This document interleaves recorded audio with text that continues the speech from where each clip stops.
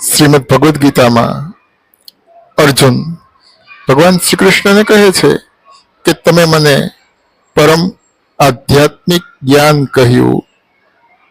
આ અધ્યાત્મ જ્ઞાનની વાતો સાંભળીને મારું અજ્ઞાન નષ્ટ થઈ ગયું છે, મારી અજ્ઞાનતા દૂર થઈ ગઈ છે, મને જ્ઞાનની અનુભૂતિ થઈ ગઈ છે, મને મારું કર્તવ્ય શું છે એ સમજાઈ ગયું છે, મારો ધર્મ શું છે એ મને સમજાઈ ગયું છે. હવે તમે મને તમારા તેજસ્વી સ્વરૂપના દર્શન કરાવો. મારે તમારા તેજસ્વી સ્વરૂપોના દર્શન કરવા છે. અર્જુનની વિનંતી સાંભળી ભગવાન શ્રી કૃષ્ણ કહે છે કે મારે તો અનેક તેજસ્વી સ્વરૂપો છે. આજે હું તને મારા સહસ્ત્ર દિવ્ય સ્વરૂપોના દર્શન કરાવીશ.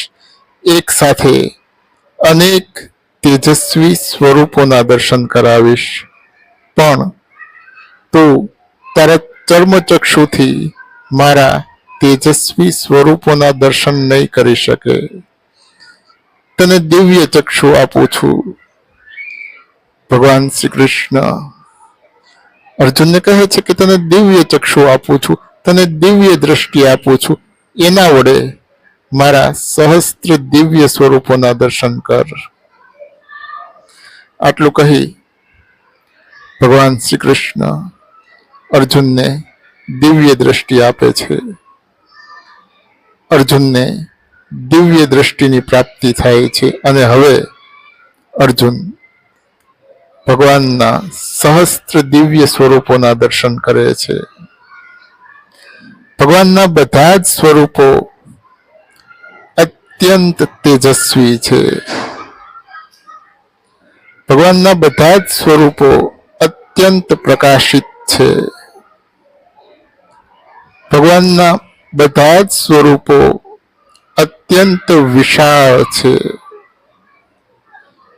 ભગવાનના બધા જ સ્વરૂપો અત્યંત વિરાટ છે. ભગવાનના બધા જ સ્વરૂપો એટલા બધા વિશાળ છે, એટલા બધા ભવ્ય છે, એટલા બધા વિરાટ છે કે સમસ્ત પૃથ્વી, સમસ્ત આકાશ બધું ઢંકાઈ ગયું છે. માત્ર બધી દિશાઓમાં ભગવાનના સહસ્ત્ર દિવ્ય સ્વરૂપોના દર્શન થાય છે. ભગવાનના બધા જ સ્વરૂપો અત્યંત વિકરાળ છે. ભગવાનના બધા જ સ્વરૂપો અત્યંત ભયંકર છે. ભગવાનના મુખ ખુલેલા છે અને મુખમાં મોટા મોટા દાંત, મોટી મોટી દાઢ દેખાય છે. અને આ કુરુક્ષેત્રના મેદાનમાં, આ યુદ્ધના મેદાનમાં જે કોઈ રાજાઓ, જે કોઈ સૈનિકો યુદ્ધ કરવા માટે ભેગા થયા છે એ બધા ભગવાનના મુખમાં પ્રવેશ કરે છે. કોઈના માથા કપાયેલા છે, કોઈના ધડ કપાયેલા છે, કોઈના હાથ પગ કપાયેલા છે અને બધા તરફડિયા મારતા ભગવાનના મુખમાં પ્રવેશ કરે છે.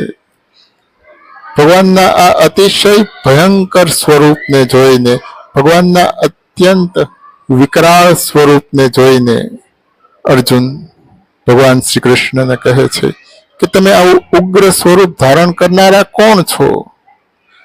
કૃપા કરીને મને કહો. ભગવાન શ્રી કૃષ્ણ કહે છે કે હું આ બધા લોકોનો નાશ કરવા વાળો મહાકાળ છું. આ સમયે આ બધા લોકોનો નાશ કરવા માટે હું પ્રવૃત્ત થયો છું. માટે અર્જુન, જો તું યુદ્ધ નહીં કરે તો પણ આ લોકો બચશે નહીં, નાશ પામશે. મેં આ લોકોને પહેલાથી મારેલા જ છે. ભગવાન શ્રી કૃષ્ણ અર્જુનને કહે છે કે મેં આ લોકોને પહેલાથી મારેલા જ છે, તો માત્ર નિમિત્ત રૂપ બની જા.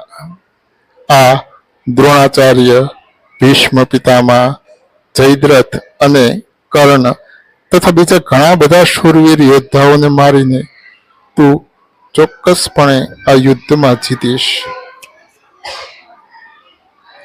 ભગવાનની વાત સાંભળીને, ભગવાનના આ ભયંકર સ્વરૂપને જોઈને અર્જુન બે હાથ જોડીને ભગવાનની સ્તુતિ કરે છે, ભગવાનને વિનંતી કરે છે કે હવે તમારા ચતુર્ભુજ સ્વરૂપના દર્શન કરાવો, મારે તમારા ચતુર્ભુજ સ્વરૂપના દર્શન કરવા છે. અર્જુનની વિનંતી સાંભળી ભગવાન શ્રી કૃષ્ણ પોતાના શાંત સૌમ્ય ચતુર્ભુજ સ્વરૂપના દર્શન કરાવે છે.